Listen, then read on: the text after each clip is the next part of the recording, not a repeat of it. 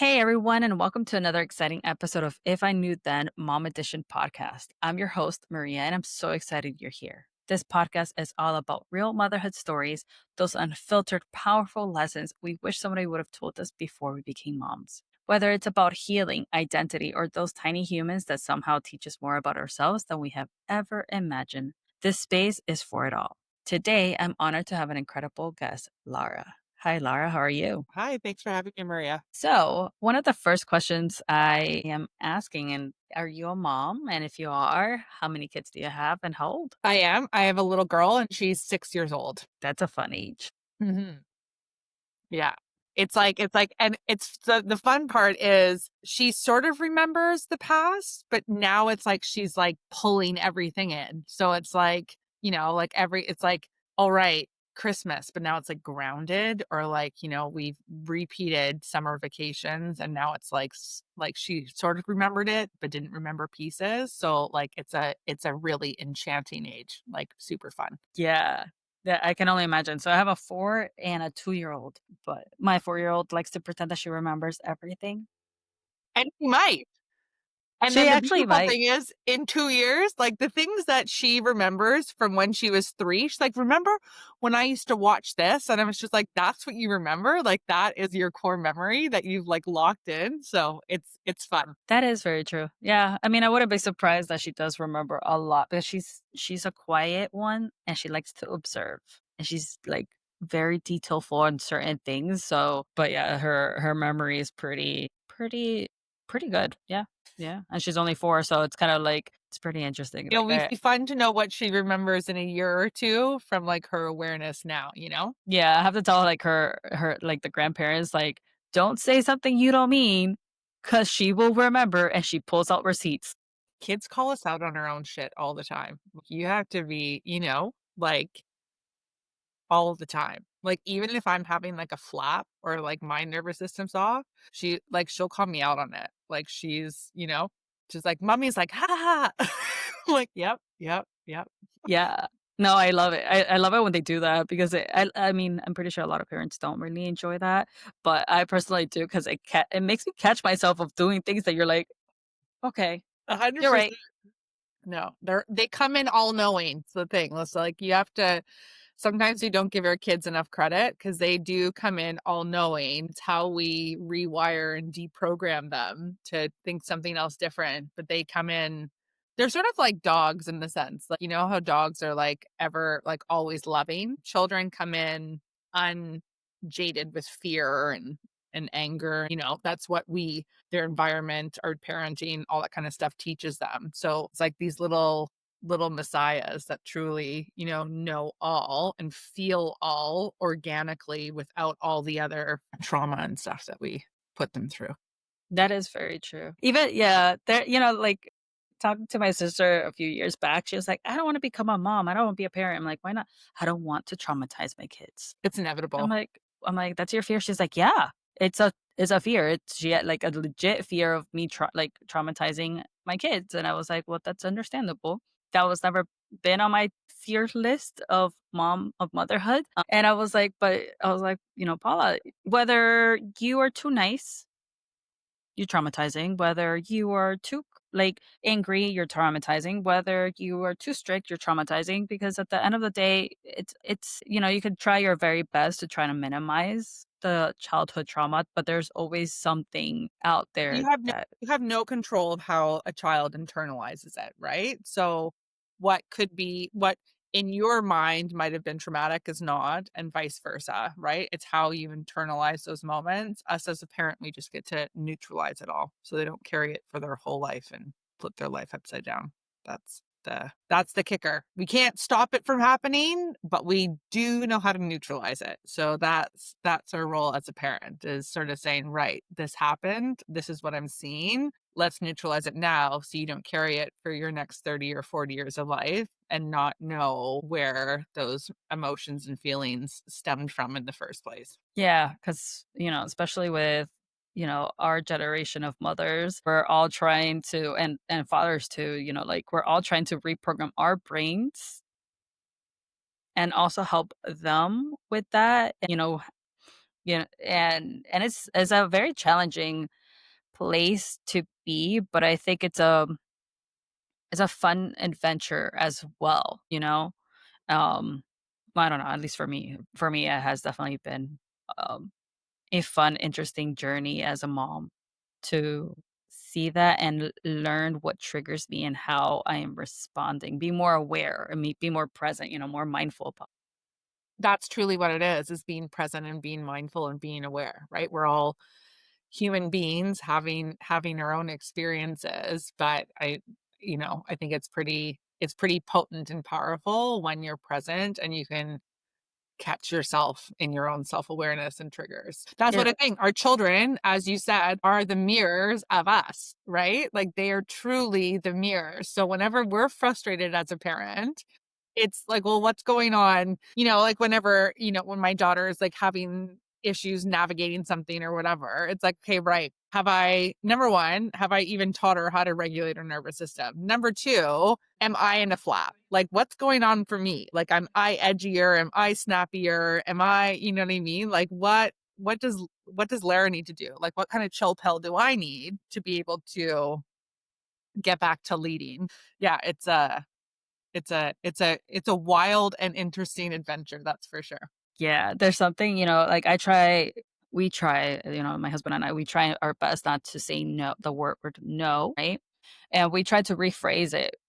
And obviously, at the end of the day, it's very challenging to not constantly say no, especially if you have a 2-year-old that wants to put everything in their mouth, that wants to basically jump off everything. And And your heart's just like every single time. yeah, yeah, so ho it's like, the other day she wanted to put her foot, I think, on the wall or something, or she wanted to climb, so I looked at her and I was about to be like, "No," and she looked, I look at her and I was like, foot, floor," and she looks at me and she slowly starts putting her foot down, and then she just went on her way. But the times that I say, "Nope," now she's, pulling. I don't know if you watch Bluey, but we're a Bluey family. Yeah.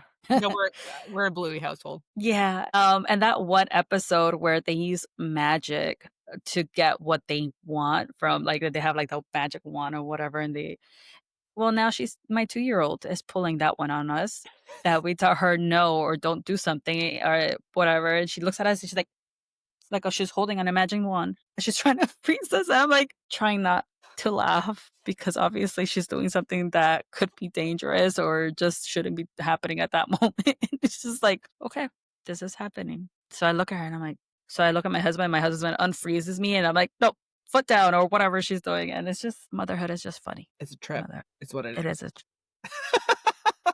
That's exactly what it is. It's a trip. It's like, right, okay, what am I navigating next? What am and for some people it comes supernaturally. For me, it did not. Like for me, like when what got me excited was like that mindful, that conscious parenting, that like mindful mother, that like you're like, like it truly because I come from, I want to say like a lineage of women who are like more in their masculine than in their feminine energy. Like it was like a rewiring of like my maternal instinct because like I didn't have it. And it's not that I didn't want it. Like I've always wanted to be a mom, but I truly did not have it. Like it is a conscious choice to be maternal. And it was not as much as I wanted to be the mom in like imaginary play and like played house, all that kind of stuff. I uh, didn't have the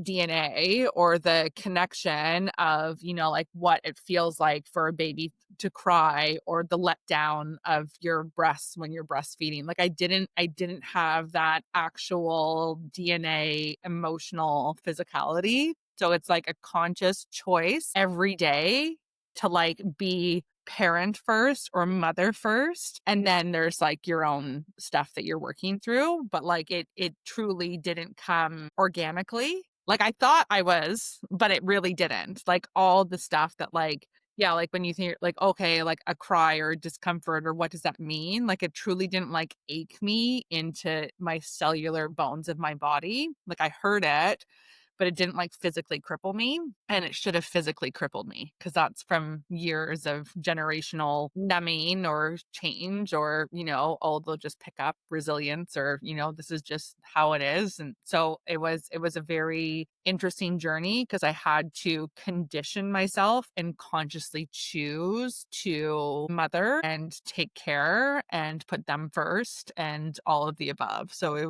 was a little bit of a it was definitely a rocky journey just to try to, and I didn't even realize that's what I was doing. Like, this is like my self-awareness now, you know what I mean? So yeah, it's definitely a wild ride. And I'm glad that you mentioned that because I think a lot of us, I've always had that instinct in me. I don't know if it was ever placed, maybe because I was like the older child, could be. That has always been like me wanting to love, like be with kids and play with kids. But my sister, on the other hand, has has been very much like you, like, well, she didn't know if she wanted to be a mom or not. She was actually more very much afraid of becoming a mom, but she would tell me like, I feel bad because I don't know what to do. Like, I don't know. Should I talk? I feels weird to talk to him. Like, when she became a mom, she's like, okay, like I know that's what I have to do, but it didn't come naturally of like, so what do I do now? How do I even pretend play? All of these things. And I think it's so important to be for other moms to hear that other point of that it's okay for you to feel that way, and for some, it may come naturally, and for I think a lot of moms, it doesn't come naturally. And the crazy thing is I am the oldest and I do nurture, and they were my babies, but I didn't actually have the deep rooted primal, like, I knew how to take care, but I couldn't hear the hunger cry. I couldn't hear the true rooted emotional sadness. Like, I didn't have the tenderness. And I think that's the difference. So it's like I had all that. I was always the mom. I was always the caretaker. I took care of my two little sisters, but I didn't have, and pretend play, all that kind of stuff. I could do all of that, but I actually didn't have the instinct of a mother to, like I said I would, protect my daughter at all costs, but that was a lie. Like, at the time, like, I would still put my own needs and my own fears and my own discomforts before my daughter. Like, it was a very big shift, you know what I mean? To put her needs before my own discomforts and fears. So that was the interesting thing, because it was just like, right, I would say I would kill for my daughter, but the reality was, and not now, but the reality was when she was small, I would still save myself before I would save my child. And that's the rewiring that I've worked through and gone through. Now I'm like that, but for, the first 3 years of her life, even though I thought I was doing all that kind of stuff, at the very end of the day, when push came to shove, it was still my own judgments, self-judgments, all that kind of stuff that stopped me from actually putting her first. So like it was more of like a mental trip. You know what I mean? Like, I had to work through, well, like, what is love with no conditions? What is, you know what I mean? Like, all that kind of stuff. There was so much unraveling through the process and my own discovery of self, which has made me now, a mother that I'm proud to be, but it's been a journey. So when was that turning point for you? And when did you realize that that was going on, that you flipped? I mean, a lot of it came pandemic wise. A lot, like, here in Canada, there was a lot more restrictions than some areas of the world. And there was a lot that I had to really assess in regards to what does it actually look like for the future? What does it actually, what do you allow? What do you not allow? All that kind of stuff. Like, there was, and so that was a big jump. That was a big experience, or different lessons that I had to navigate through that process.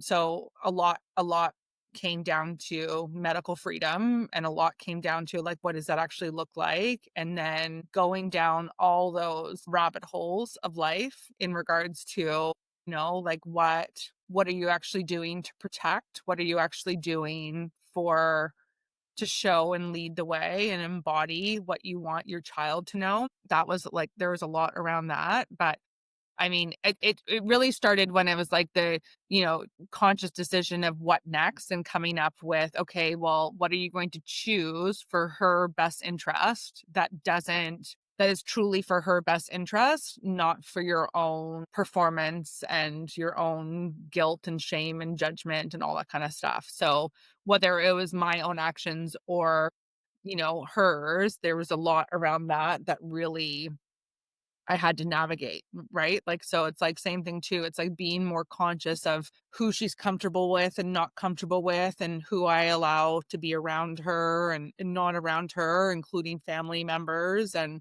you know what I mean? So there was a lot of like really uncomfortable things to navigate the older she got. And, so once again, like as simple as, do you put your child into daycare when everyone's wearing PPE and she can't see everyone's faces and she's never been away from her primary care? Well, I'm self-employed. So, if she were to go into that situation, that would just be a selfish thing for me in regards to how do I navigate this as opposed to choosing her own abandonment, or lack, like for her not to feel abandoned and for, me to be able to navigate this. So there's a lot of things that we do for our own, and we come up with reasonings and rationales and everything else to soothe our own discomfort or our own guilt, when in truth it's like, okay, well, what am I putting her in front of? What am I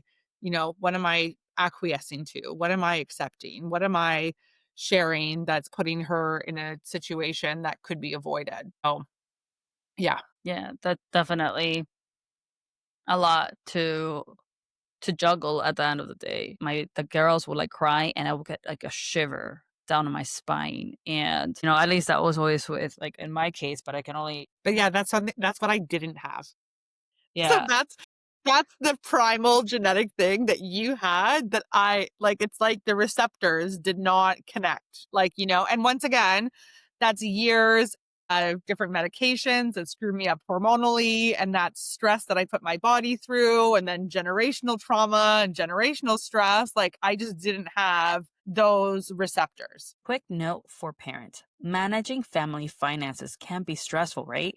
I've been hearing from a lot of parents who feel the same way. Tools like SoFi and Monarch make it easier to track spending, plan for the future, and feel more confident about your money. Definitely worth checking it out. I'm linking both of them below in the show notes. Make sure to check it out. Right.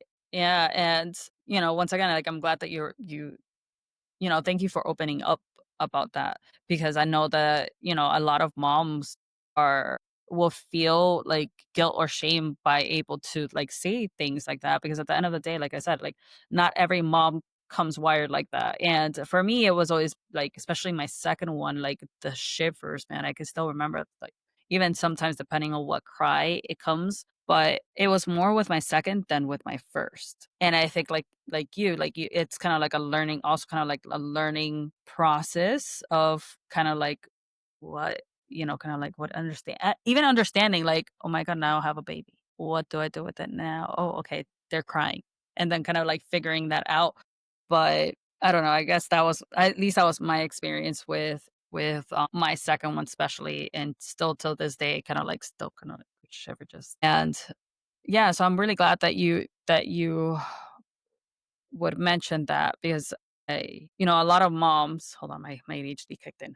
A lot of moms would like to hear other moms' stories so that way they don't feel alone or on that route, and what are tools or what are things that you have learned throughout the way to be able to get to where you are now? I think so. Like, I actually created I do like a group coaching container called Parenting from Truth. And in that container, a lot of the things that is explored is your own truth. So, like, what actually is going on for you, not all the judgments and books and things you can read in regards to being a parent or being a mother and all that kind of stuff. It's okay, right? Like, what is your truth? How do you, number one, reparent yourself? And what does that look like? Number two, like a huge thing is like calming your nervous system.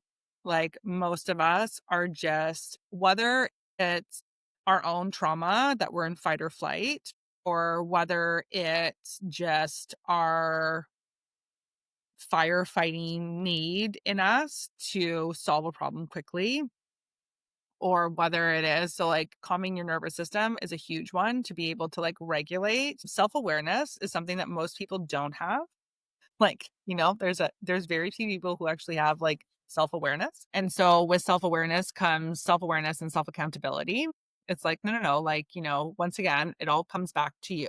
It's not something, anything outside of you. And there's no magic formula. It's a choice to be different, right? So once you can get that self-awareness, and that self-awareness builds, it's like a muscle, and it's just a conscious choice. So it's like every single time that something goes astray or isn't right, it's making sure that you're actually taking the time to reflect and taking the accountability that is required, and then having the self-awareness being like, right, I was just triggered, or right, I don't want to be so reactive, or why am I so reactive? Like, what's going on? Like, and it could be nothing related to parenting, right? But when you start projecting your own fears, discomforts, insanities onto your children, like if a child's anxious, it's because you're anxious. So like why have you taught them to be anxious? Like, that's not a learned response. Or not a genetic response. It's a learned response. So it's a nurture as opposed to nature. So it's like going back to children come in all knowing. So what are you actually nurturing your child to be? Like, even from a neurodivergent perspective of things, that just means our brain works differently. And in my opinion, more magical, because we're seeing so many different timelines and possibilities and realms than focusing on the singular one. So even from that, it's like, if you're neurodivergent, how do you recognize that in your child? How do you nurture that? How do you not shame them? How do you help them with, coping mechanisms to help them navigate the world? Because at the same time, you can't disassociate from your society unless you're, off grid, in the mountains somewhere. But like, if you're still going to function in society, you also need to teach your children what that looks like, and not to perform, not to be fake, but to do everything with the understanding of, this is how you keep yourself safe. This is what you need to do in order for this or this. A lot of times we just say, going back to no, we don't explain the why. And when we explain the why, then everything makes sense. It's like, I'm not saying no because you're in trouble and you were bad. I'm saying no because this and this and this, or this would be the, the consequence of this action. It's like, to put her foot down would be because you're going to lose balance, because you're not steady on your feet, because, to protect your head, whatever the case is. When you explain it, like, even in my own healing journey, one of the biggest things that like made me understand and made me pull the thread through and made me actually like understand was when someone actually explained why. I was told my entire life not to do this, to do this, not to do this, to do this, but no one actually explained why. Like, one of the simplest things was, I was cutting potatoes one night to make mashed potatoes. And I was just like free cutting them, not like completely rogue, but like I wasn't doing them all the same size. And then my cousin was just like, well, no, Lara, if you cut them all the same size, then they all cook the same time. And as simple as that thought was, that thought has never run through my mind in 38 years. That if they were all the same size, they would all have the same cooking time. So for me, in my mind, it's just like telling me what to do, precision, like they're all going to cook whatever. But then the ones that cook too much are starchy, and the ones that don't cook are hard. So it's like, once again, I just need someone to tell me the why, and then it makes sense to ask. And children are the same. If you explain what happens if not, instead of just do this or don't do that, then they actually understand, right? From a self care perspective, you want them all evenly cooked. You want to make sure that you don't lose your balance because you could hurt your head. You're right. Like, so it's like when we start explaining the why, it like clicks. And so many of us just tell and don't explain the whys. And I think too, as a parent, we don't explain the truth of the why. And so the children never understand the value or the understanding of what we're actually trying to teach or show them. Does that make Yeah. sense? Yeah, for me, it does make sense, and I drive my husband crazy because you know and I think I don't know if it has to do with, like, my ADHD or not, but I like to ask why, and my four-year-old right now, obviously, she's in that phase of always asking, "But why?" And it's a trigger for me, even though I still try to answer it or whatever, but internally, if we were to, like, kinda, like, visually see it, it's kinda like the from inside out anger, kinda like we already kinda, like, addressed that, but, my husband would tell me, like, I don't know, let's say, like, "Don't step there," instead of me not like, "Okay, you know what? Maybe I shouldn't step there." I'll look up, But why?" And he's constantly, like, getting like he's like, "Why do you always have to question me?" Things like that. And, you mentioning that a lot, especially as adults, we don't really realize the importance of, like, just, "Hey, don't step there, you might fall," or, "Hey, don't step there, you might whatever, break your ankle," whatever it is, right? And also as a parent, by overusing the word no, like that the power of the word will start fading away, right? And so eventually, having the education background that I have, like a lot of parents will tell me, like, "Oh, but I tell them no, no, no." And now as a parent, I could tell you this much, like by you constantly saying no, no, no, and not explaining the why, or not being specifically of what is it that they're doing that they shouldn't be doing because of safety or whatever it is, it's very hard for a child's mind to really wrap around of why not doing it. And kind of like the same thing with, at least with my brain, you tell me something like that, I'm probably not going to automatically stop. I'm probably going to turn around and ask, but why? Well, it doesn't register unless we understand, right? And so, you know what I mean? And if you understand that about yourself and say, "Yeah, I'm going to ask why all the time because truly I don't know." Like truly the things that I didn't know blow the minds of people because I'm so efficient in so many other areas that the things that I don't know and I question, they think I'm nuts or I'm resisting or stubborn. And I was like, No, I truly don't I don't know why, and no one showed me why, and I haven't ever witnessed it, so I don't know the whys. It's like another one, a prime example is I used to just like leave my shoes, not like a huge mess, but there'd be like a boot in the way between me and the front door. Like most of them are, on the trays or in the baskets, but sometimes there'd be a shoe or two that was just sort of flopped over. Well, when someone was like, pick up your shoes. And I was like, well, like, you know what I mean? I was like, oh, like, you know what I mean? Like it just, and then finally they're like, if you don't pick up your shoes and there was an emergency and you had to run out of your house and you tripped and knocked your head on the doorknob and put yourself unconscious, then you've just killed the whole unit. Like, you know what I mean?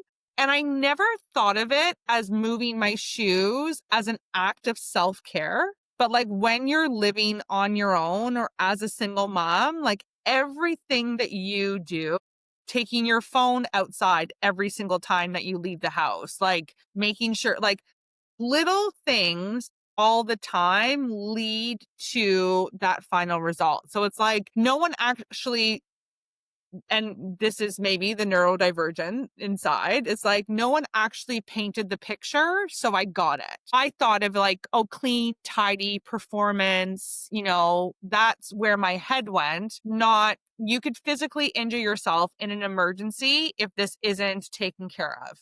And then I went, whoa, like what a concept, self-care. Like, you know what I Yeah. mean? Like it's something that like once again I would get lost in the tidy performance, clean space, whatever. Not the in case of an emergency, this is making sure that I'm not going to injure myself and I'm going to get out safely. Like, I just never equated it with actually taking care of myself and parenting myself properly because we're not taught. Yeah. Yeah, because it was always like, for me, the same thing with the tidiness. It was kinda like, if they would tell me, "Pick up whatever," or, I don't know, like, just small tasks like that, and it would just drive me crazy because, be like, "Oh, but you're messy," or, "But you're disorganized," or whatever, but it's kinda like, "But it's my room. Why is it bothering you?" Like, kind of like, "It's my space." That would be my train of thought.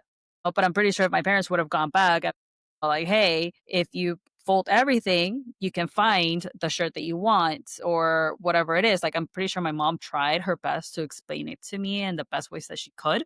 But if we were to go back into now us being parents, I just think about those moments as us kinda like, "But why?" And so now my daughter is like, "Don't jump on the sofa." "But why?" Well, now I ask her some questions also so that way she can have like that, Registering. that train registering kind of like, okay, what can happen? And then she kind of like looks around, she's like, I can fall down and hit my head. I'm like, okay, yeah, exactly why. So you do know why. And she's like, yeah. I'm like, okay. So, or I'll pretend that I didn't know. Can you teach me? And then and kids love to teach. So if you were to kind of like flip the roles and have them teach you, it becomes a longer, they retain the information longer. And Well, because that's now even they've, for us yeah, as adults. processed it and pulled it through. Exactly. So, could it be annoying constantly, trying to answer the but whys? It Yes, I is a myself get stage. triggered, Once but again, it's a season of life. Like, just yeah. be equipped. This is what you signed up to be a parent. And yeah, it's a season of life that they're gonna ask whys for everything. But isn't it wild that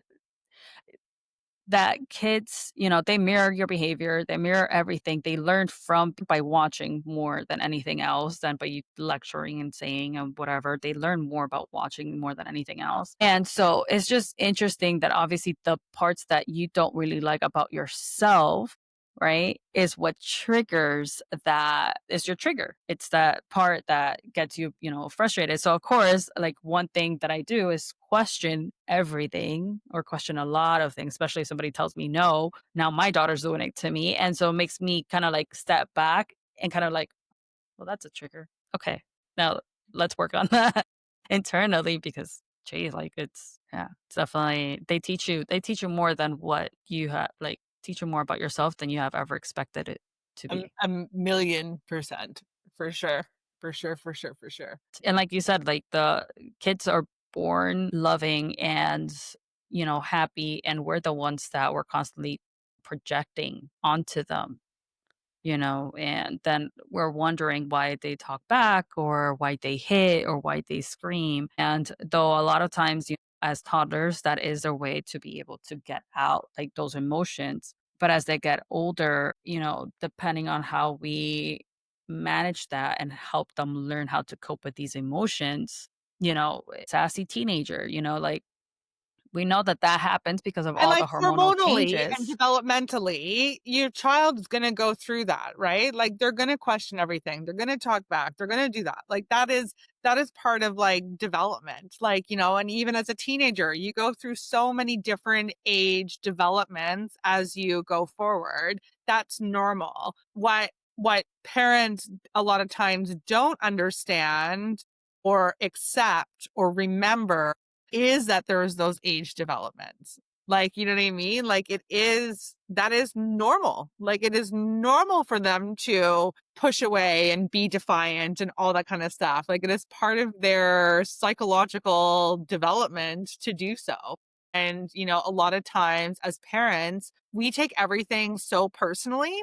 And so it's not just projecting, but it's the fact that we take it personally when should not at all. You know what I mean? Like that is it's natural, it's organic, it's part of life. So it's like stop letting it get under your skin and taking it so personally because that is part of the role. It's part of the dance. I was just gonna mention that. Yeah, and that is where it becomes like those phrases of like the terrible twos or the teenagers or oh my god, you like to work with preteens? That type of like or they, it's because I like to work with preteens. When I was a teacher, I loved that stage. Yes, it's chaotic, it's messy, it's crazy, it's dramatic, like But they're literally going through drama one such on one. But yeah, developmental there's strides. right, right, and so best way, like, if if any of the listeners right now are going through that phase of not understanding why your kid is being the way, watch Inside Out 2.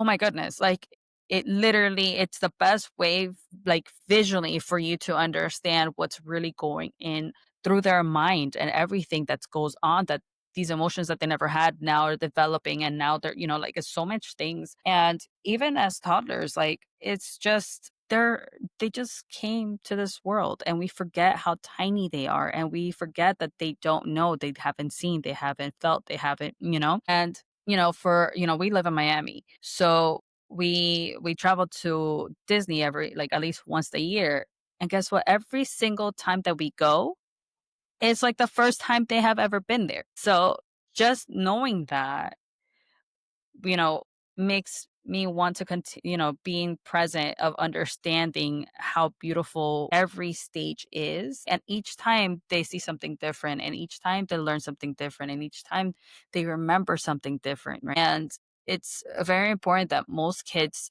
will remember more how you made them feel than the actual situation of what happened. Yeah, 100%. So it's something definitely um interesting, challenging, beautiful, and just, like you said, it all comes down to us as parents, as the adults. And it's never too late in the game to become more of a mindful and present parent. Never too late, right? It's just a matter of choosing that you want something different and going for it. Like that's and making that conscious effort. It's not just being mindful, it's being like conscious, right? You get to co-create your life, your relationship with your children, your freedom, your peace, like all of that kind of stuff. Like you get to co-create it. So it's making the choice to take accountability, have the awareness, and then be present to be able to walk them through life, lead the way. Yeah. And I love the fact that you keep mentioning accountability. A lot of adults don't take accountability of their own actions and their own behaviors and their own feelings. And I think that's extremely important, especially as parents, being accountable for your own actions and teaching your kids how to be accountable, like have that accountability of what's going on. Meaning that, like, for example, let's say I don't scream at my kids. That's just, but do I, like, kinda, like, raise up my voice that they're not used to, of like, "Can you just 1 second?" And then I kinda, like, stop, and I'm like, "Oh, man, I got snappy," and then I'm like, "Hey," I get down to their level, and I'm like, "Hey, I'm sorry that I reacted that way, but I need you to understand blah, blah, blah, blah, blah, blah, blah," right?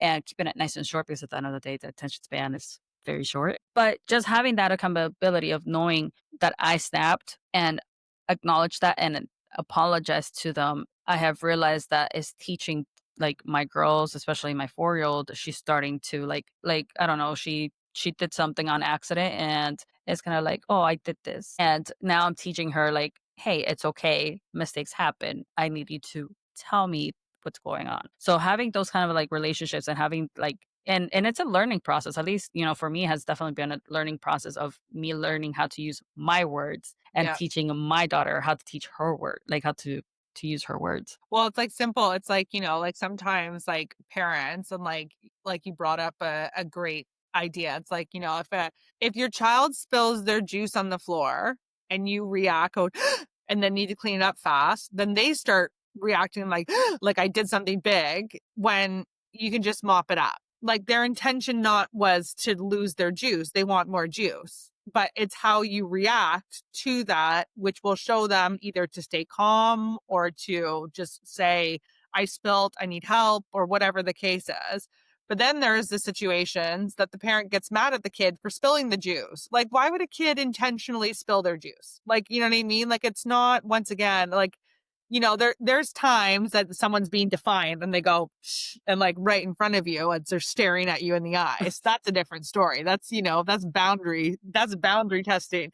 But, most of the time as parents, there's so many things that children do because they're children. And it's like, well, if you didn't want them to spill that, why did you give that to them in the first place on the couch? That's on you, parent. You know what I mean? Like, if you didn't want that to happen, well, why did you even create an environment that that could happen? So once again, it's like, okay, well, if you don't want it spilled on the carpet, then all juice and all this needs to be in the kitchen or at the table or whatever the case is. So it's like, once again, so many times, not just parents take it personally, but then they get so mad at the situation that they're the ones that created the environment for that situation to happen. And so they don't take it, parents don't take it that extra level of accountability, being like, right, if I wanted to avoid that accident from ever happening, then I should have done this differently, regardless of the action. And a lot of times parents can say, okay, surface wise, right, I can,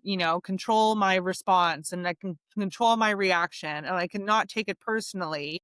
But at the end of the day, you're also the parent. So if you wanted a different outcome, then you have to create a different scenario and environment so that the outcome that you dread or fear isn't even a possibility. Yeah, And I at the think a end lot of the of day, parents do that first level or lap of awareness and accountability, but they don't take it. They're like, right, I should always have had like a straw cup instead of like an open cup as they're, distracted and watching Bluey on the tablet or the TV or whatever the case is. You know what I mean? Just because like when children are watching, they'll like zone out and they can't hear anything. Like doesn't matter. You know what I mean? So yeah, I think, a lot of times parents don't realize that the entire thing that they set up was their own doing, not, you can't expect a 4-year-old or a 3-year-old or a 6-year-old to do it differently. yeah, 100%. You're the ones that have to give the tools to be able to make sure that the situation, whatever, quote unquote, is successful. Meaning, like, I have a sticker table, so because I know the kids love to put stickers everywhere. So what can we do there? Find a place where they can put their stickers on. You can put it in your room on your bed, or like on your bed frame or whatever, or put it on the sticker table. There's a sticker table. So guess what? Each time that they get stickers, they're so excited to go put it on the sticker table. So finding those type of like, you know, um, tools or just The boundaries and I don't even know how limitations to you set but out for yeah, yourself yeah, immediately, right? Like, exactly. you know, Yeah, because there's also a yeah, designated table. So when they get a sticker, they're just not gonna go put it on some random person's, like, furniture, right? Like, they know that yeah, there's a table, right? So, of it's course. like you put the terms in place, and then they get to get they Right. And for example, like, don't get me wrong, they're still tempted to like put it on the microwave or put it somewhere else. And then I look at them like, is that supposed to go there? And they look at me like, no, where is it supposed to go? And then they point at even my 2-year-old because, we don't give enough credit. Even my 2-year-old points at the table. I'm like, okay, let's try to take it off and put it there over there. But Yeah, at the end of the day, they're learning, and we need to understand that. And like you said, us as parents, we need to be accountable and give them, set them up for success, give them a sippy cup instead of giving them an open cup. Like if you don't want certain accidents to happen, set it up try different. to set Yeah. it up exactly. So It's a big lesson for parents because 'cause they're like, "Right, right, I am fully responsible for everything that's happening." But yeah, it's a big undertaking, but I think it's imperative to create the dynamic that you want for your life and for with your kids. right, yeah, yeah. And I know it's hard to like admit that, but once you understand that portion, I think parenthood becomes a definitely much easier just because you are setting up your child for success instead of having these like accidents and then, it becomes frustrating. So Mhm, by you setting it up this way, eh, I think it becomes definitely a lot more easier to be able to manage any of those frustrating situations. 100%. Yeah. So, if any of the listeners right now would like to contact you, where can they find you? That is to go to my website, so www.larabokovay.com or just Google me, I'm the one and only. And then through that, you can either contact me for any questions or coaching or whatever piques your interest. Amazing. I'm going to be putting the links here either way on the description. And on that note, I want to thank you so much for being here today Thank you for having me. and sharing your stories and your knowledge. And I think it was a very productive conversation for a lot of parents out there, and I'm pretty sure a lot of them are gonna be looking back of like, "I should definitely," because we're not conscious about that, so thank you so much. No, you're welcome. Thanks for having me. So, on that note, if this resonates with you, I would love for you to like, follow, and share this podcast with a fellow mom. And if you have a story to share, a lesson, a laugh, or a moment that changed everything, send me a message and I would love to have you as my next guest. Hey, moms, if today's episode resonated with you, I just want to quickly mention I help moms reclaim rest, balance, and peace of mind through personalized sleep and life coaching plans. If you want extra support, you can book a free consultation with me anytime. I'm linking all the details in the show notes below. And don't forget to subscribe, share, and like so you never miss an episode. Stay tuned.